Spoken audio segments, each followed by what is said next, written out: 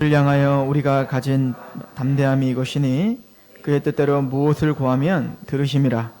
우리가 무엇이든지 구하는 바를 들으시는 줄을 안즉 우리가 그에게 구한 그것을 얻은 줄을 또한 아느니라. 누구든지 형제가 사망에 이르는 죄에 범하는 것을 보거든 구하라. 그리하면 사망에 이르지 아니하는 범죄자들을 위하여 그에게 생명을 주시리라. 사망에 이르는 죄가 있으니 이에 관하여 나는 구하라 하지 않노라. 모든 불의가 죄로 돼 사망에 이르지 아니하는 죄도 있도다. 아멘. 잠시 기도하겠습니다. 예수 그리스도를 영접케 하시고 믿음을 주시어 하나님의 자녀된 권세를 주셔서 감사합니다.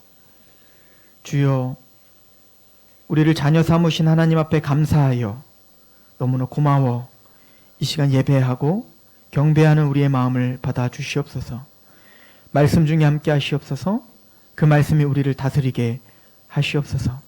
이 시간도 하나님께 위탁하며 예수 그리스도의 이름으로 감사하며 기도합니다. 아멘.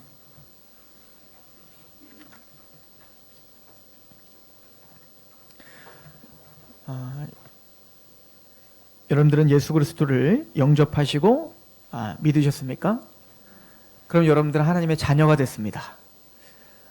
영접하는 자, 곧 그 이름을 믿는 자에게는 하나님의 자녀가 되는 권세를 주셨다라고 말씀을 하시죠. 즉 우리가 정말로 예수님을 믿는다면, 영접하는 자, 곧 그 이름을 믿는다면 우리는 이미 하나님의 자녀가 되었고, 하나님의 자녀는 그 자녀로서 누릴 수 있는 권세가 있는데, 그 중에 하나가 뭐냐면 기도할 수 있다는 겁니다. 우리 자녀들은 우리에게 뭔가 잘한 게 많지 않아요. 우리 자녀들은 때로는 우리를 속을 새길 수도 있습니다. 그럼에도 불구하고 우리 자녀들은 담대하게 우리에게 와서 또 필요를 요구합니다. 왜냐하면 그냥 자녀기 때문에 그렇습니다. 만약에 우리 자녀들이 내 마음에 쏙 들고 항상 옳은 일만 해서 내가 무엇인가를 준다면 우리 자녀들은 많이 얻질 못할 거예요. 그죠? 그런데 자녀기 때문에, 또 사랑하기 때문에 우리는 자녀에게 가장 좋은 것을 주고 싶은 마음이 이미 준비가 되어 있는 게 부모죠. 사실 그 부모의 마음을 하나님이 창조하셨고, 또 그 부모의 마음을 통해서 하나님 아버지의 마음을 우리에게 보여주고 계시는 거죠. 그래서 예수님께서도 말씀하시죠. 하나님께서 너희가 말을 많이 해야 하나님이 듣는다고 생각하지 마라.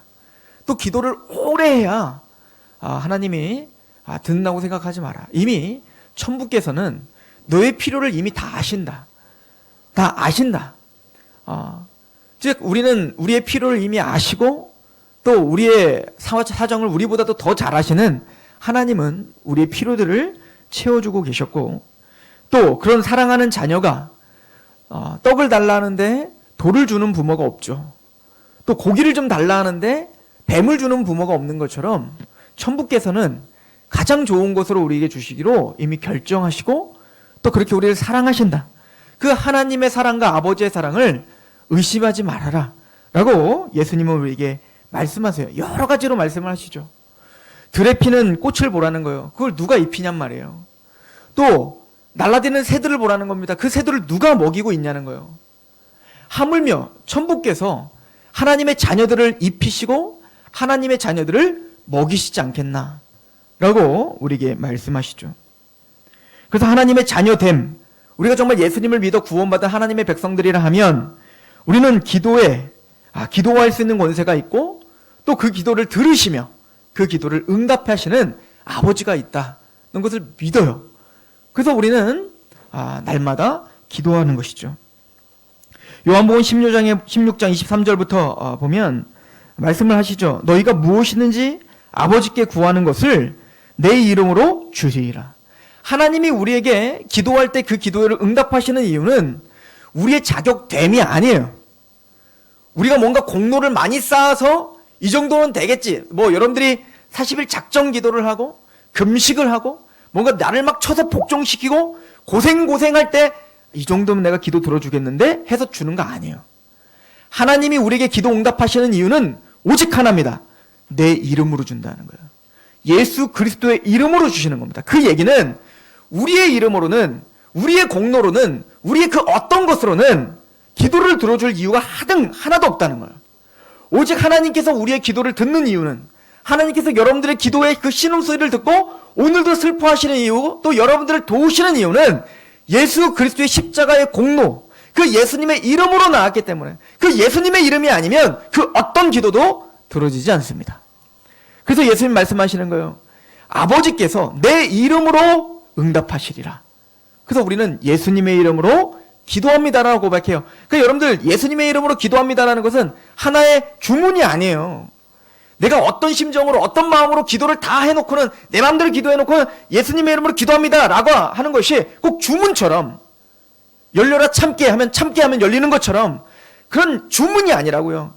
예수님의 이름으로 기도합니다라고 할 땐 우리는 내 공로, 내 열심, 내 어떤 것으로도 하나님이 들어주실 이유가 없습니다. 오직 예수님의 이름으로 밖에는 우리가 하나님께 나갈 수가 없고, 예수님의 이름이 없다면 우리는 아무런 가치가 없는 사람들입니다. 내가 하나님 앞에 담대하게 기도할 수 있는 이유는 내가 잘났기 때문이 아닙니다. 내가 이런 걸 행했기 때문이 아닙니다. 예수님의 이름으로 간절한 그 긍휼을 바라며 그 십자가를 의지하며 주님께 나아갑니다. 이것이 기도, 예배, 그 어떤 것도 우리 신앙의 예수님의 이름이 아니면 그 어떤 것도 될 수 없는 거예요.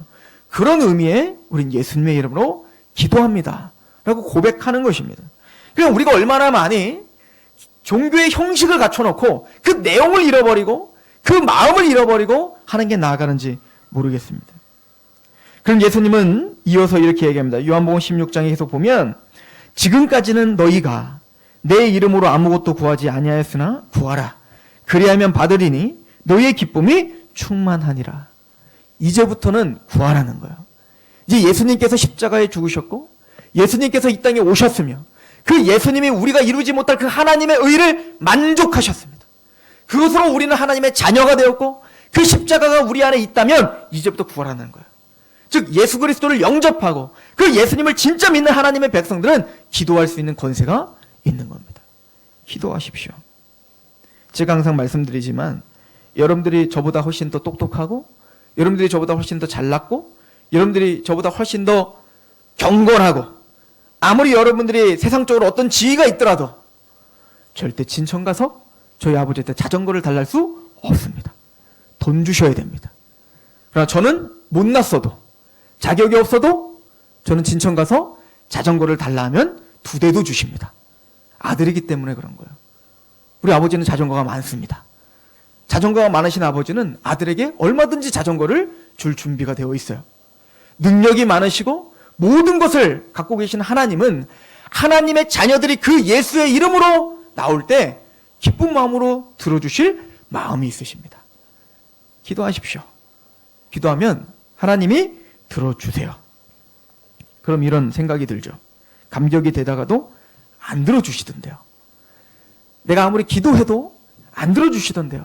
그럼 둘로 한번 생각해 봐야 돼요. 첫 번째는 내가 진짜 하나님 앞에 기도했나? 이걸 생각해 보셔야 됩니다. 내가 진짜 하나님 앞에 사람들의 어떤 보여지는 것 때문에 기도한 게 아니라 정말 나 홀로 골방에 들어가, 예수님 말씀하신 것처럼 골방에 들어가 아무도 없는 그곳에 하나님과 단독으로 서서 정말 진심으로 하나님과 교제하며 그 하나님께 마음을 쏟은 적이 있는가를 진심으로 여러분들은 점검하셔야 됩니다. 그렇죠? 야고보서는 그래서 우리에게 말합니다. 너희가 받지 못하면 구하지 아니하기 때문이다. 근데 구하여도 받지 않으면 욕심으로 잘못 구했기 때문이다 라고 말합니다. 두 번째는 내 기도 제목이 정말 주님의 뜻을 위한 것인가 아니면 내 욕심만을 위한 것인가를 점검하라는 거예요. 하나님은 기도하라, 들어주겠다, 무엇이든지 구하라, 다 알아들어주마. 우리는 그런 구절들을 다 합니다. 그런데 우리는 그 구절에 취해서 그냥 그 구절만 주장하지 그 구절의 앞뒤 문맥과 그 구절이 말하고 있는 내용을 우리는 잃어버릴 수가 있죠. 대표적인 게 요한복음 15장이에요. 한번 가보시겠습니까? 요한복음 15장.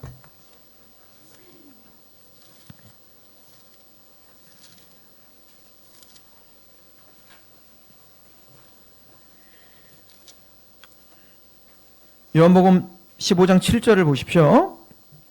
너희가 내 안에 거하고 내 말이 너희 안에 거하면 무엇이든지 원하는 대로 구하라. 그리하면 이루리라.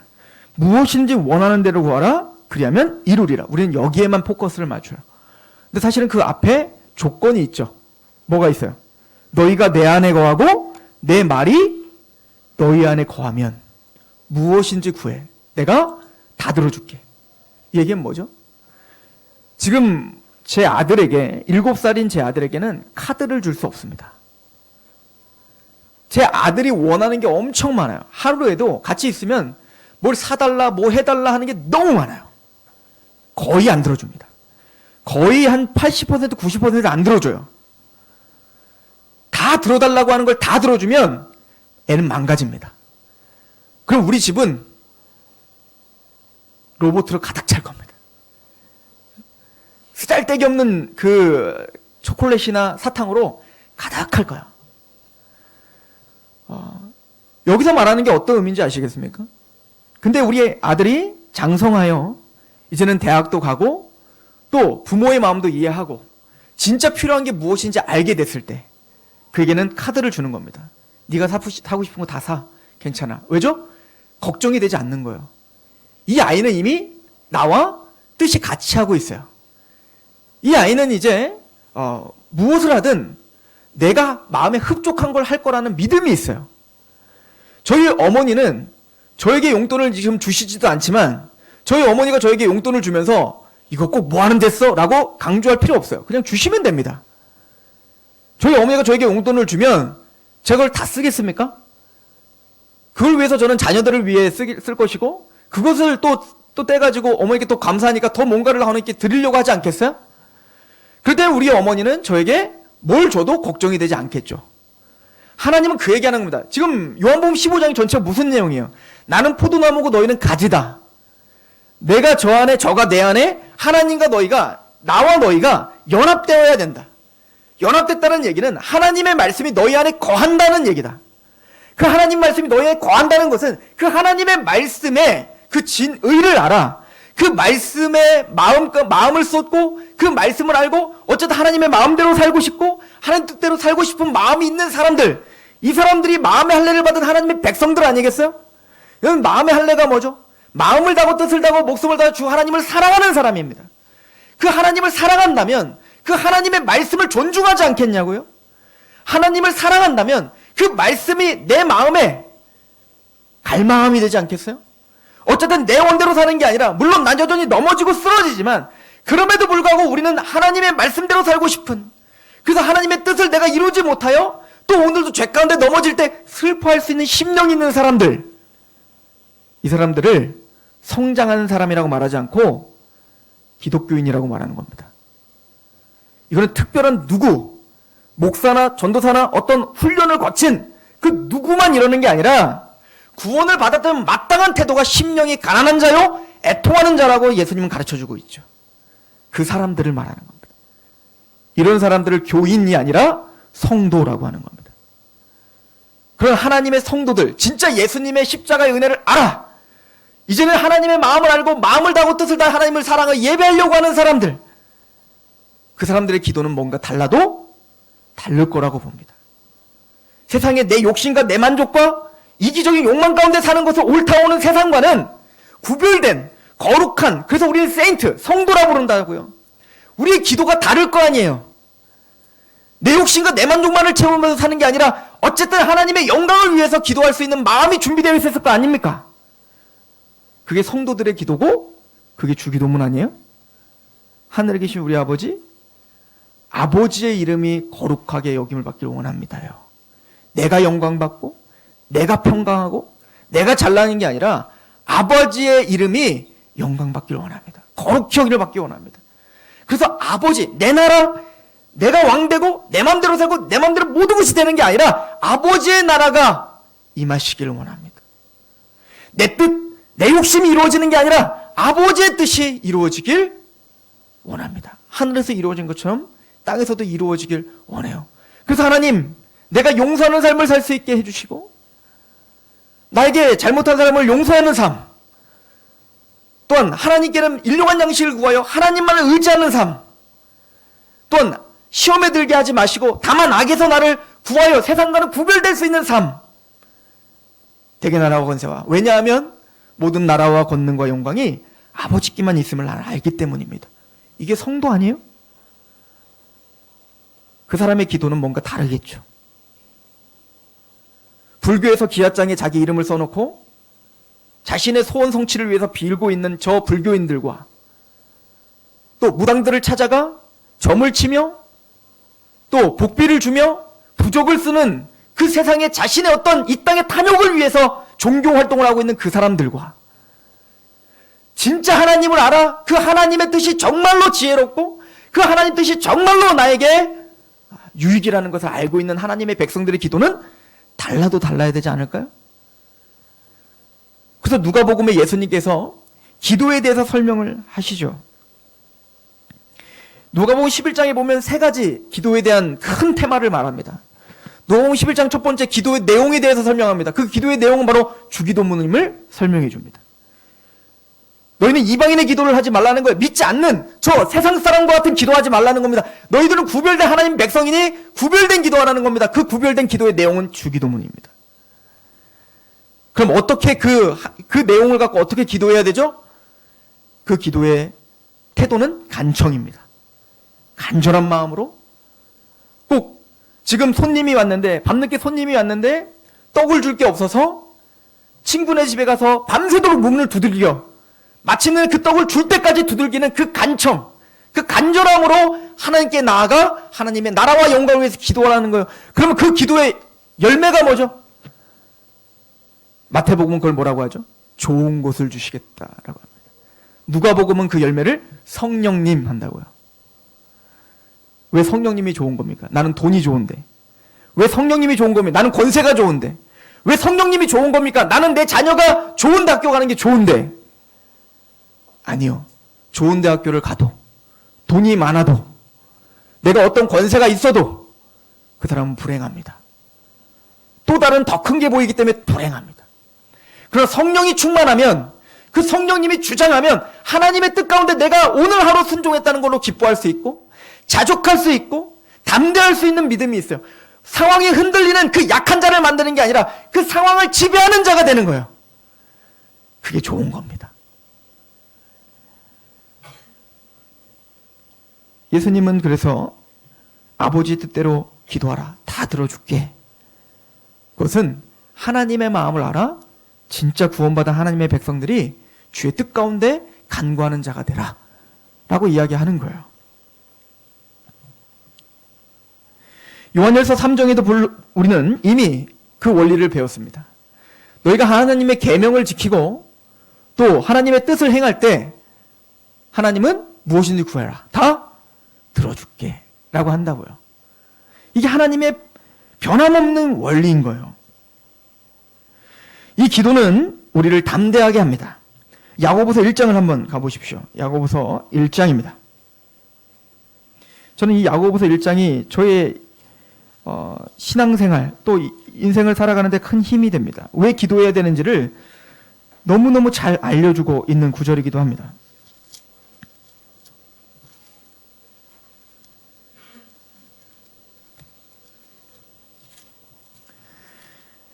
야고보서 1장 1절 하나님과 주 예수 그리스도의 종 야고보는 흩어진 12지파에게 문안하노라.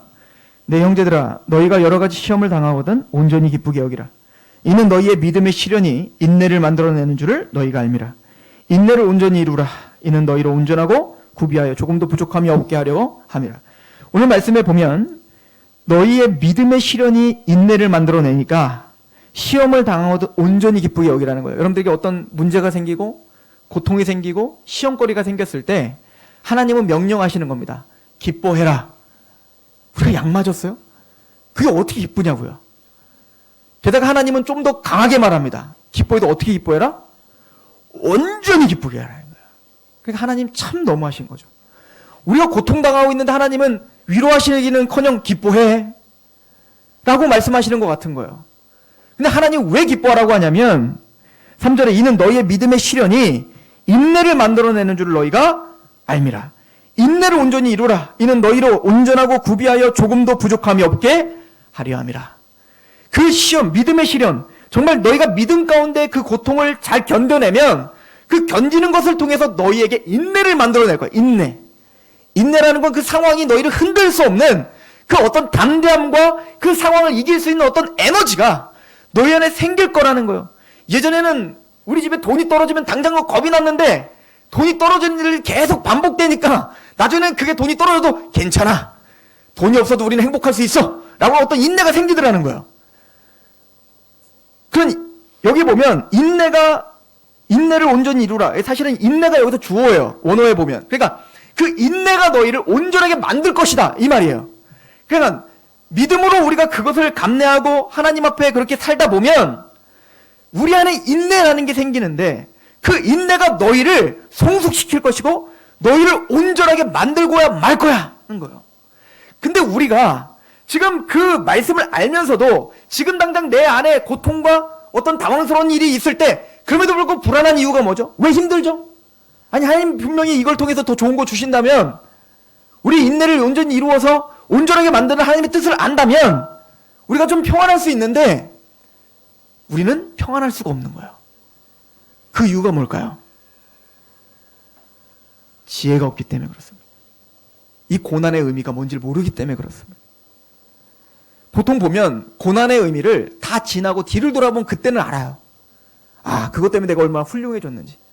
아, 그 고난 때문에 내가 얼마나 성숙했는지. 아, 그 고난 때문에 내 자녀가 얼마나 성장했는지. 뒤를 돌면 아는데 그걸 닥치는 그 순간에는 이게 감당이 안 된다고요. 그래서 우리에게 필요한 게 기도라고 말하고 있는 겁니다. 뭘 기도하라고요? 1장 5절입니다. 너희 중에 누구든지 지혜가 부족하거든 모든 사람에게 후히 주시고 꾸짖지 아니하시는 하나님께 구하라. 그리하면 주시리라. 오직 믿음으로 구하고 조금도 의심하지 말라. 의심하는 자는 마치 바람에 밀려 요동하는 바다 물결 같으니 이런 사람은 무엇이든지 주께 얻기를 생각하지 말라. 부마음을 품은 모든 일에 정함이 없는 자로다. 믿음으로 뭘 구하라는 겁니까? 지혜 구하라는 거예요. 지혜. 도대체 하나님 이 고난이 나에게 무슨 의미가 있는 겁니까? 하나님 이걸 통해서 도대체 어떤 일을 하시려고 합니까? 하나님 반드시 깨닫게 하실 거라는 거예요. 지혜를 주실 거라는 거예요. 근데 이 지혜를 주시는 분이 성령님이에요. 그래서 우리에게 가장 좋은 분은 성령님인 것입니다. 오늘 요한일서 본문을 한번 보십시오. 그래서 사도 요한은 우리에게 구하라는 겁니다. 그럼 무엇인지 너에게 주실 것이다 라고 우리에게 설명하고 계십니다. 그러는 14절은 이렇게 말하죠. 그를 향하여 우리가 가진 바 담대함은 이것이니 그의 뜻대로 무엇이든지 구하면 들으심이라. 우리가 무엇이든지 구하는 바를 들으시는 줄을 안즉 우리가 그에게 구하는 것을 얻은 줄을 또한 안다. 믿음으로 우리는 구하고 그걸 얻은 줄을 안다는 거예요. 믿음이 있다는 거죠. 그런데 지금 사도 요한이 갑자기 기도에 대한 이야기를 하는 이유가 뭐냐면 우리가 지난주 설교가 뭐였어요? 13절에 내가 하나님의 아들의 이름을 믿는 너희에게 이것을 쓰는 것은 너희로 하여금 너희에게 영생이 있음을 알게 하려 함이라. 영생에 대한 이야기를 하고 있었다고요. 즉 지금 교회 안에는 교회를 다녀 하나님을 믿으면서도 구원의 확신이 없는 사람이 있을 수 있다고요. 또 어떤 사람들은 아예 진짜로 예수님을 영접하지 못해서 교회는 다니고 있지만 정말 구원을 못 받은 사람들도 있을 수 있다고요. 사도 요한이 지금 기도하라는 것은 생명을 얻도록 기도하라는 건 거예요. 의심하지 말고 구원의 확신이 없다면 주님 구원을 주세요. 나에게 확신을 주십시오. 영생이 나에게 있음을 알게 하십시오. 라고 기도하는 거예요. 반드시 하나님 들어주시겠다는 거예요. 누군가가 정말 구원을 받고 싶은데 구원의 확신이 없습니까? 또 믿음이 생기지 않는다고 합니까? 그를 위해서 정말 최선을 다해서 같이 기도해줘야 돼요. 이게 교회가 할 일입니다. 사도 요한은 말하는 겁니다. 구하라는 겁니다. 그래서 앞뒤로 영생에 대한 이야기를 하고 기도에 대한 이야기하고 또 생명에 대한 이야기를 또 하는 거예요. 그런데 아무리 기도해도 하나님이 죽었다 깨어나도 다 들어주실 수 있는데 하나는 들어줄 수 없는 게 있어요. 이것만큼은 어거지를 쓰지 말라는 거예요. 그게 뭘까요? 우리 16절입니다. 같이 한번 읽어볼까요? 시작. 누구든지 형제가 사망에 이르지 아니하는 죄를 범하는 것을 보거든 구하라. 그리하면 사망에 이르지 아니하는 범죄자들을 위하여 그에게 생명을 주시리라. 사망에 이르는 죄가 있으니 이에 관하여 나는 구하라 하지 않노라. 모든 불의가 죄로 돼 사망에 이르지 아니하는 죄도 있도다. 어떤 형제가 사망에 이르는 죄가 있다면 그 사망에 이르는 죄를 사해달라고 기도하지 말라는 거예요. 그건 절대 용서할 수 없어요. 성경에 하나님은 십자가의 은혜가 모든 걸 다 용서할 수 있어요. 그런데 성경에 보면 이 땅에서나 저 땅에서나 이 생에서나 내 생에서나 죽어도 하나님 용서할 수 없는 죄 한 가지가 있습니다. 요한일서는 이걸 뭐라고 하냐면 사망에 이르는 죄가 있다라고 말하는 거예요. 그럼 이 사망에 이르는 죄가 뭘까요? 여러분들, 이거는 죽었다 깨나도 우리가 지면 안 되는 죄인 거예요. 그러면 성경에 이 병행 구절이 있죠. 용서받지 못할 죄가 하나가 있는데 그 죄를 마태복음에 뭐라고 이야기하냐면 바로 성령 회방죄라고 이야기를 하고 있습니다. 마태복음 12장에 보면 성령 회방죄, 예수님께서 귀신을 쫓아내고 병든 자를 일으킵니다. 그랬더니 그 당시 바리새인과 서기관들이 와서 예수님을 공격하죠. 그럼 뭐라고 공격하냐면 귀신이 귀신을 내어쫓는다. 그러니까 하나님의 일을 귀신이 했고 사탄이 했다라고 이야기한 거예요. 그때 예수님께서 뭐라고 하시냐면 너희들은 성령 회방죄를 지고 있다. 이건 사함받지를 못한다라고 말하죠. 내가 만약에 성령의 능력으로 만약에 지금 귀신을 내어쫓는 것이었다면 하나님의 나라가 이미 임한 것이니라. 성령 회방죄는 이 세상에서나 내 생에서 용서받지 못한다는 거예요. 예수님께서는 성령 회방죄를 용서받지 못할 죄라고 이야기합니다. 성령 회방죄가 뭘까요? 신사도 운동하시는 분들은 이렇게 이야기를 해요. 막 신사도 운동할 때 막 예언받고 뭐하고 막 쓰러지고 엎어지고 막 성령의 활동들을 하잖아요. 그분들이 생각하는 그분들 나름의 성령 활동을 한다고요. 성령 사역이라는 걸 한다고요. 근데 아무리 봐도 성경적이지 않아. 그래서 그건 성경적이지 않습니다. 라고 이야기를 하면 저 성령 회방죄. 저 우리가 하는 일을 성령님이 하시는 건데 성령이 하는 게 아니라고 말하는 게 저 성령 회방죄네. 저 지옥 가겠네. 저 용서하지 못하겠네. 이렇게 설명해요. 또 예전에 부흥 강사님들은 부흥회 때 막 목사님의 말을 어기는 게 성령 회방죄다. 막 이렇게도 얘기하고 지 멋대로입니다. 성령 회방죄가 뭘까요? 여러분들 우선은 그 본문을 좀 떠나서 이 생에서나 내 생에서나 용서받지 못할 유일한 죄가 있다면 그 죄는 뭘까요? 예수님을 영접지 않는 겁니다. 그거 외에는 다 구원받을 수 있고 다 용서받을 수 있습니다. 끝까지 완고하여 그 예수의 이름을 끝까지 믿지 않는 사람은 회개하지 않고 예수님을 영접하지 않는다면 그 사람은 구원받지 못하는 거예요. 그럼 주위 사람들이 아무리 믿음이 좋고 아무리 주위 사람들이 그 사람을 위해서 뭐 40일 금식을 하거나 뭐 100일 금식을 아니 뭐 평생을 금식하여 기도한다 할지라도 절대 구원받지 못하는 거예요. 용서받을 수 없는 죄입니다. 결론은 성경에서 말한 유일하게 용서받지 못할 죄는 오직 하나밖에 없는 거예요. 예수 그리스도를 영접하지 않는 겁니다. 왜 이거를 그러면 예수님은 성령 회방죄라고 이야기했을까요? 첫 번째는 예수님께서 요한복음 16장에 성령님이 무엇을 하시는지를 설명했다고요. 이게 요한복음 16장이에요. 뭐죠? 성령님은 우리에게 오셔서 죄에 대해서, 의에 대해서, 심판에 대해서 깨닫게 하시는 분이거든요. 죄는 뭐죠? 죄라 하야 함은 나를 믿지 않는 것이 죄다는 걸 깨닫게 하시는 분입니다. 예수 그리스도를 영접하지 않고 예수님을 믿지 않는 것이 왜 용서받을 수 없는 죄인지를 설명하시고 깨닫게 하시고 알려주신 분은 성령님이에요. 그래서 예수님을 완고하게 거부하고 그 예수님을 욕보이고 그 예수님을 저주하는 것은 성령이 없다는 얘기인 겁니다. 또한 성령님이 우리에게 역사하시는 그 사역을 회방하고 그 사역을 방해하는 거예요. 그래서 성령 회방죄라는 것은 성령님을 통해서 그 말씀이 믿어지고 역사되는 것을 거부하는 걸 말하는 걸 성령 회방죄라고 말해요. 그러면 예수님 시대 때 예수님이 왜 귀신을 내어쫓고 병든 자를 고치고 그것을 사탄이 하는 거라고 이야기하는 성령 회방죄라고 했을까요? 말 그대로 하나님의 나라에 대한 이야기를 하고 계셨기 때문에 그런 겁니다. 하나님의 나라란 예수님이 그 얘기를 하면서 뭔 얘기하죠? 강한 자를 결박하고서야 그 세간을 강탈하지 않겠니? 이 얘기는 뭐예요? 예수님이 십자가 사건에서 그 사단의 권세를 결박해야 그 사단의 노예로 있던 죄의 노예로 있던 우리 하나님의 백성들을 끄집어내고 구원할 수 있지 않겠는가? 지금 병든 자를 고치고 귀신을 내어쫓는 이 사역은 이미 이사야에서 예언됐던 그 표적을 통해서 예수님이 정말로 기름 부음 받은 자이시며 예수님이 성령님을 통해서 십자가에 죽으시고 마침내 하나님의 나라를 이 땅에 이루시고 그 사단의 권세를 결박하고 이제는 그 사단의 노예로 있었던 그들을 건져내시는 구원이 이제는 이루어졌다. 하나님 나라가 이미 임했다는 것을 표면적으로 보여주는 역사였다고요. 그걸 거부하는 걸 말하는 거예요. 예수님이 메시아 되시며 예수님이 하나님의 나라를 이 땅에 십자가를 통해서 이루셨다는 것을 거부하는 것, 그것을 깨닫게 하고 알게 하는 게 성령님인데 그 성령님의 사역을 거부하는 것, 이것이 성령 해방죄인 거예요. 그러니까 예수 그리스도를 진짜 믿지 못한다는 것은 용서받을 수 있는 죄, 용서받을 수 없는 죄인 거예요. 물론 우리는 믿음이 없는 사람을 위해서 기도할 수 있습니다. 하나님, 그에게 믿음을 달라 기도하는 거지, 그 사람이 나의 기도의 분량 때문에, 나의 기도의 공로 때문에 이 사람이 구원받게 할 수 있는 건 아니에요. 그 사람이 좀 깨달아서 자신이 얼마나 죄인인 걸 알아, 예수 그리스도를 믿지 않는 게 얼마나 큰 죄인 줄 알고 제발 좀 예수를 믿을 수 있도록 주여 도와주세요 라고 기도할 수 있는 거지, 그를 구원시킬 수 있는 게 아니라고요.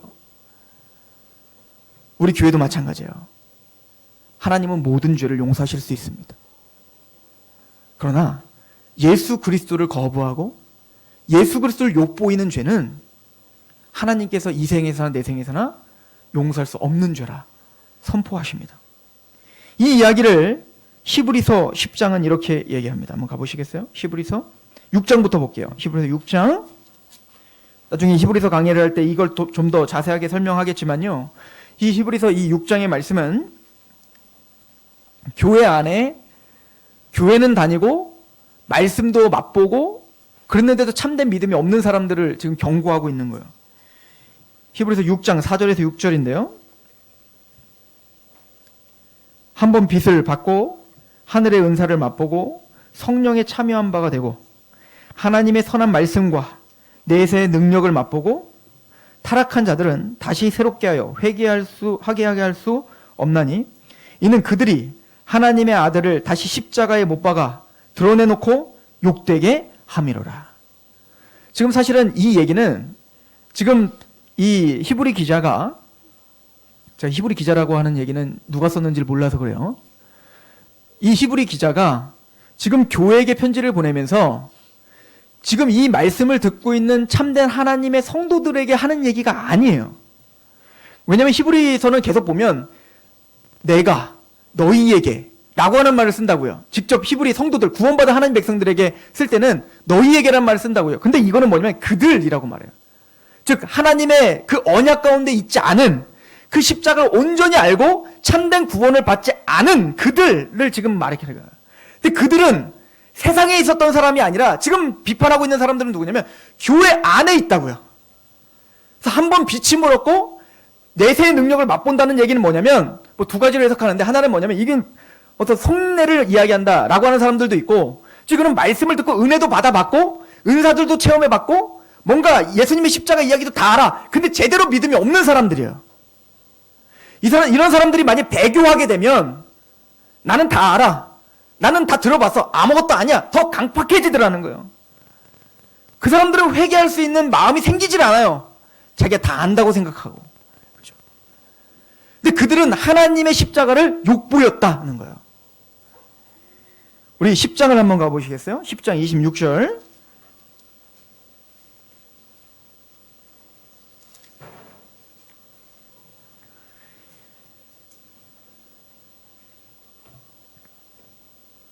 우리가 진리를 아는 지식을 받은 후 짐짓 죄를 범한 즉 다시 속지 않는 제사가 없고 오직 무서운 마음으로 심판을 기다리는 것과 대적하는 자를 태울 맹렬한 불만 있으리라. 모세의 법을 패한 자도 두세 증인으로 말미암아 불쌍히 여김을 받지 못하고 죽었거든. 하물며 하나님의 아들을 짓밟고 자기를 거룩하게 한 언약의 피를 부정한 것으로 여기고 은혜의 성령을 욕되게 하는 자가 당연히 받을 형벌은 얼마나 더 무겁겠느냐 너희는 생각할지라. 성령을 여기 보면 은혜의 성령을 욕되게 하는 게 뭐라고요?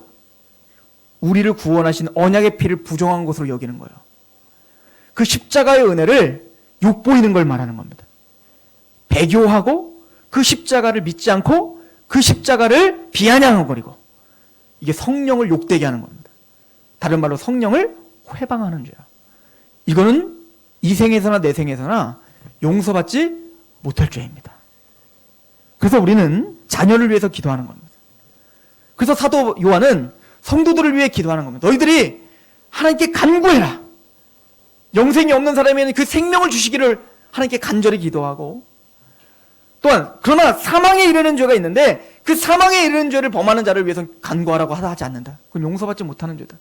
왜냐하면 지금 요한일서 이미 1장 2장에 지금 거짓 선생들이 들어와서 예수님의 십자가가 아니라 그 예수님의 십자가의 피를 욕보였던 이단자들이 너무나 많았기 때문에 그걸 적그리스도라고 이야기했다고요.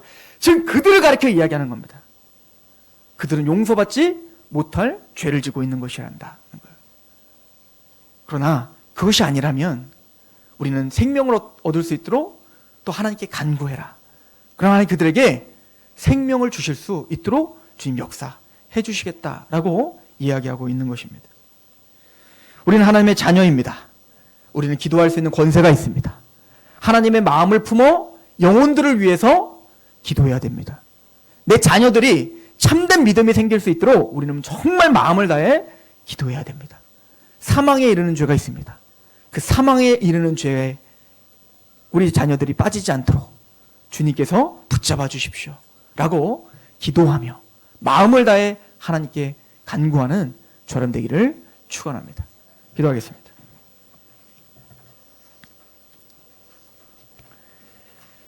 하나님은 영광받기 합당하시며 예수 그리스도의 십자가의 은혜는 말로 형언할 수 없는 하나님의 사랑과 은혜와 긍휼임을 고백합니다. 하나님이요, 이 귀한 생명을 알게 하셨고 이 귀한 생명으로 하나님을 마음을 다하고 뜻을 다하고 목숨을 다하여 사랑하게 하셔서 감사합니다. 이 사랑으로 우리는 예배를 하고 이 사랑으로 우리는 기도하며 이 사랑 때문에 감격하여 우리는 하나님 앞에 헌신하며 주 하나님을 우선순위로 드리는 성도입니다.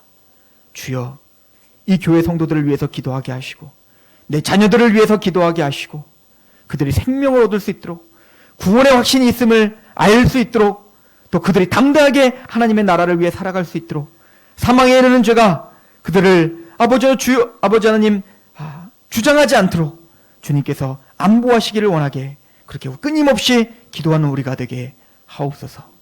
예수 그리스도의 이름으로 감사하며 기도합니다.